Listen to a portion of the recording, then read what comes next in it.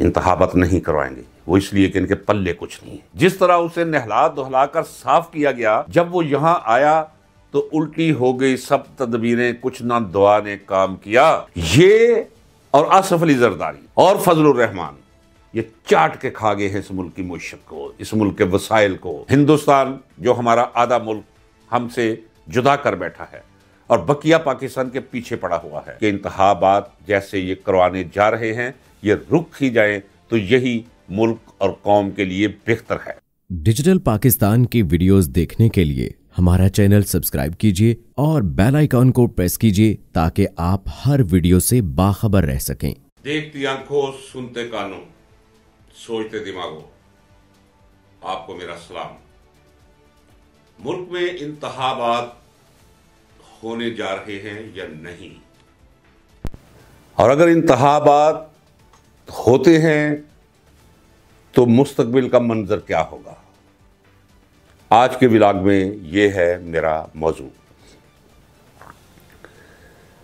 इसमें अगर किसी को शक हो तो होता रहे, मुझे इसका पक है कि 60% से अवाम का इमरान खान की तरफ झुकाव शुरू हुआ उसे इक़्तिदार से निकाले जाने के बाद। मैं कहता चला आया हूं कि भाई ये इंतखाबात कैसे चलाएंगे, कैसे ये इंतखाबात करवाएंगे कि 60% अवाम उसके साथ हुए, फिर 70% हुए। इस वक्त 90% लोग इमरान खान के साथ खड़े हैं। और जब लोगों के हाथों में पर्ची होगी और वो पोलिंग बूथ्स की तरफ जा रहे होंगे, कौन रोकेगा उसे? सिक्योरिटी की कितनी हमारे पास जो है वो तादाद है। एक थाने के अंदर कितने लोग होंगे? एक थाने के अंदर आप कह ले कि 70 लोग होंगे, और उस थाने की हदूद में रहने वाले लोग जो आतिशफशा बने हुए हैं स्टेट की कारकर्दगी की रद्दे अमल में, उनकी तादाद 2-4-5 लाख होती है। कहां 2-4-5 लाख लोग और कहां थाने के फकत 70 लोग। तो ये रोका नहीं जाएगा लोगों को उनके जज्बात के इजहार से।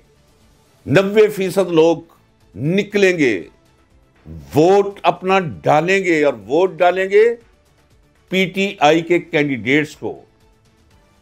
अब जहालत का दौर नहीं, अब बेखबरी का मौसम लद गया।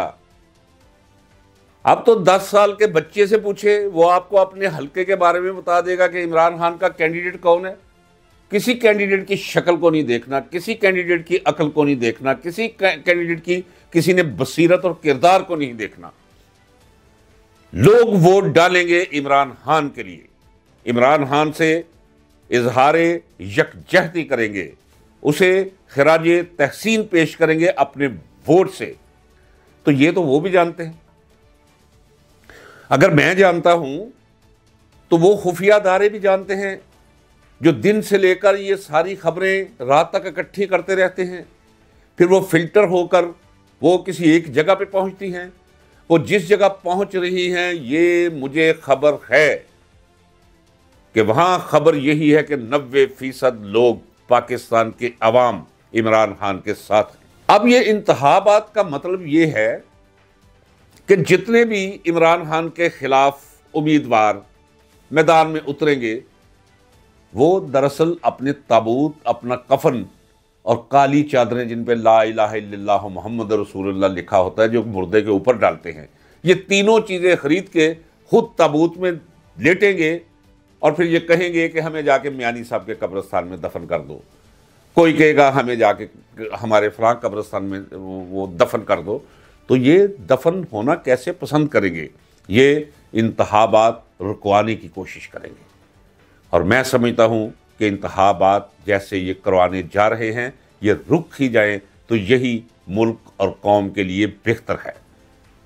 नहीं तो अगर वो डब्बा फिल्म चलाने की कोशिश की गई, उस स्क्रिप्ट को फिल्माने की कोशिश की गई जो तैयार किया गया है 8 फरवरी के लिए, और उसके बाद हुकूमत के क़याम के सिलसिले में, तो लोग बिफर जाएंगे, लोग संभाले नहीं जाएंगे। पाकिस्तान पहले ही बहुत से मसाइब का शिकार है।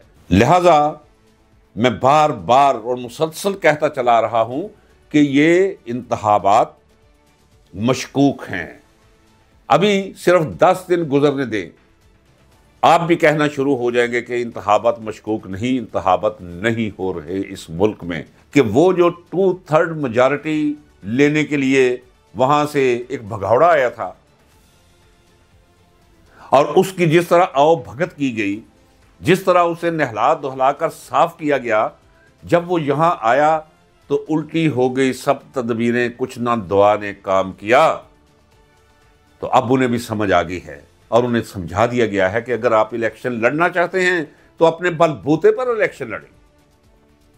और उन्हें यह भी बता दिया गया है कि हमारी रिपोर्ट यह है कि 30 से लेकर 35 से ज्यादा सीट्स आप नहीं ले जा सकते। तो अगर हमने 35 सीट्स को 150 सीट में बदलने की कोशिश की तो लोग बिफर जाएंगे, एक आतिशफशा फट जाएगा। और इस वक्त पाकिस्तान जुग्राफियाई मसाइल में फंसा हुआ है। हिंदुस्तान जो हमारा आधा मुल्क हमसे जुदा कर बैठा है और बकिया पाकिस्तान के पीछे पड़ा हुआ है, और अफगानिस्तान जिसमें दरअसल हिंदुस्तानी पॉलिसीज चल रही हैं पाकिस्तान के खिलाफ, और अब तो ईरान भी, तो बाकी एक तरफ समंदर ही रह गया। तीनों हमारे हमसाए हमारे खिलाफ, मुश्त हमारी तबाह, अवाम हमारे नाराज, सियासत हमारी बर्बाद, मुश्त हमारी जो है वो काले कुएं में। याद रखिएगा, अनकरीब नवाज शरीफ की सेहत, अल्लाह उसे जिंदगी दे और सेहत दे, और सेहत और जिंदगी में वो कुछ उसके बातन पे वो सजा नाफज करे जो जराइम, कौमी जराइम उसने किए हुए हैं। अब मैं उन जायदादों, उन टीटीज के तफसील में नहीं जाना चाहता। ये और आसफ अली जरदारी और फजलुर रहमान ये चाट के खा गए हैं इस मुल्क की मुश्त को, इस मुल्क के वसाइल को। अरबों डॉलर इनके मुल्कों के बाहर हैं, अरबों डॉलर्स की इनकी जायदादें, फ्लैट्स, जमीनें, जजीरे, अकाउंट्स, और इस कौम को, बच्चों को पैम्पर से लंगोट पर ये ले आए हैं।